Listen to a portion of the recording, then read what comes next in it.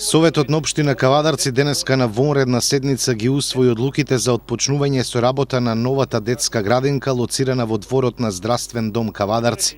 Објектот на градинката ќе биде насловен Буба Мара и се дава на користење, одржување и управување на детската градинка Рада Поцева.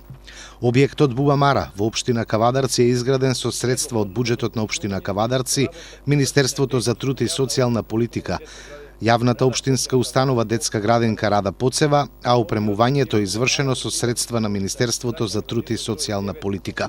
Во објектот ќе се спроведува програма за рано учење и развој. Според времетраењето, програмата ќе се остварува во целодневен предстој на децата.